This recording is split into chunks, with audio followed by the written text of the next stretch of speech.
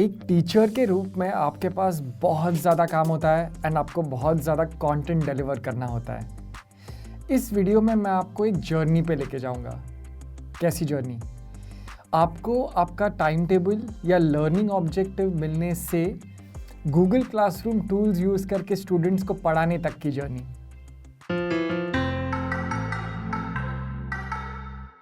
एक टीचर के रूप में मान ले कि मुझे मेरे स्टूडेंट्स को ये कॉन्सेप्ट सिखाना है और यहाँ पर और भी डिटेल्स दिए गए हैं।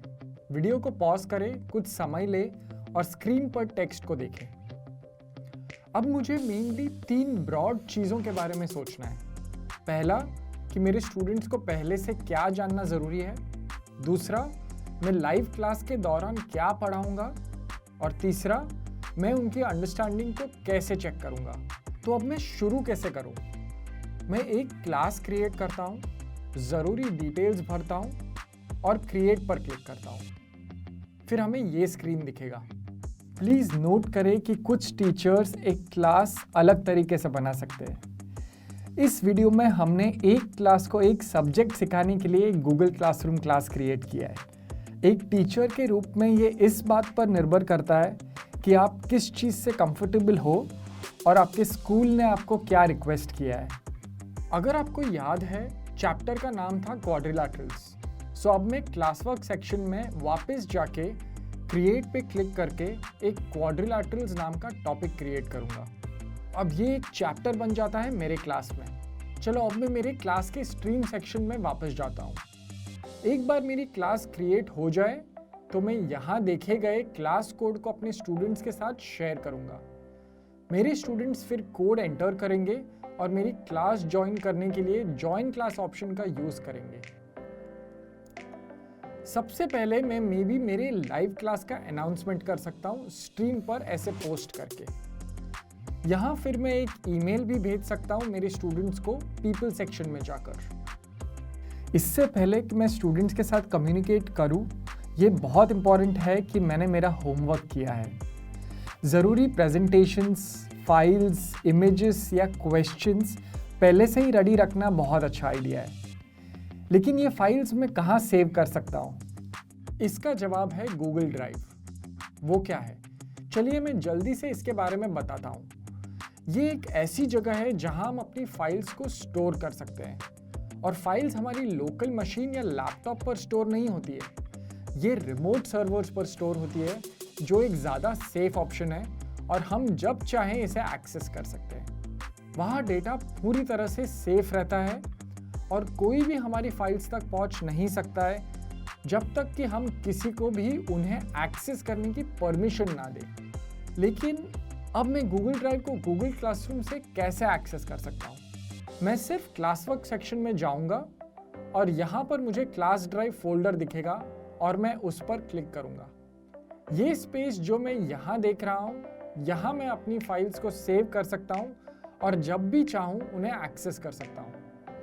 अगर मैं यहाँ क्लासरूम में जाता हूँ तो मैं उन सभी क्लासेस के फोल्डर्स देखूंगा जिन्हें मैं मैनेज कर रहा हूँ या जिन्हें मैंने पहले मैनेज किया था।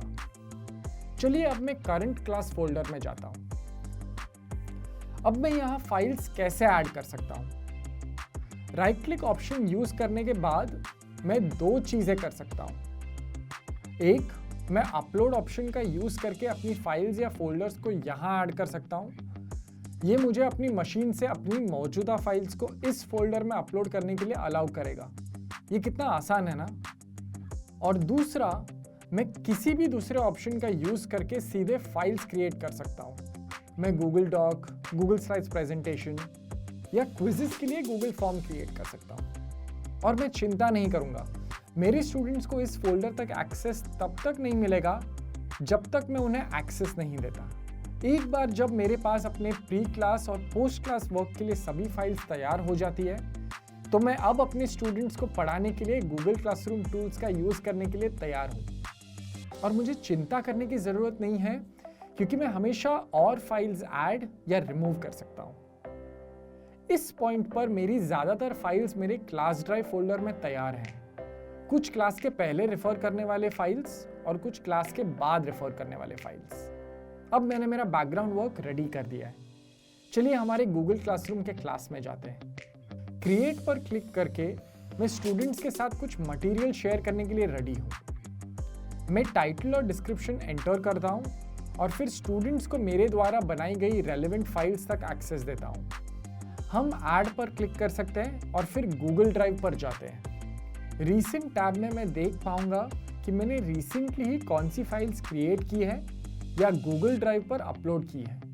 अगर ये रिसेंटली क्रिएट की गई है तो यहाँ से किसी एक को चुनना बहुत आसान होगा, लेकिन इससे भी बेहतर तरीका है। अगर मुझे अपनी फाइल का नाम याद है तो मैं इसके लिए यहाँ सर्च कर सकता हूँ और ड्रॉप डाउन में से चुन सकता हूँ। चलिए मैं एक फाइल सिलेक्ट करता हूँ और एक फाइल ऐड करने के लिए मैं फिर से ऐड पे क्लिक करता हूँ, या फिर मैं माई ड्राइव पर जा सकता हूँ, फिर अपनी क्लास में और फिर फाइल को सिलेक्ट कर सकता हूँ। आप फाइल को यहाँ देखेंगे प्रीवियस वाले के साथ। अगर मैंने फाइल्स तैयार नहीं रखी है तो मैं क्रिएट पर क्लिक करके भी क्रिएट कर सकता हूँ और फिर सबसे उचित ऑप्शन को चुन सकता हूँ। अब मैं इसे पोस्ट करने और अपने स्टूडेंट्स के साथ शेयर करने के लिए लगभग तैयार हूँ। मैं सिर्फ रेलेवेंट टॉपिक को सिलेक्ट करूँगा और पोस्ट पर क्लिक करूँगा। अब बैकग्राउंड नॉलेज टॉपिक्स मेरे स्टूडेंट्स के लिए तैयार हैं। मेरी लाइव क्लास के पहले मेरे स्टूडेंट्स को क्या पता होना चाहिए, ये मैंने इस वीडियो में कवर कर लिया है। अगले वीडियो में मैं आपको दिखाऊंगा कि मेरे लाइव क्लास के दौरान मैं स्टूडेंट्स को सिखाने के लिए गूगल क्लासरूम के अलग अलग टूल्स कैसे यूज़ करूंगा और ये भी कि मैं उनकी अंडरस्टैंडिंग कैसे चेक करूंगा।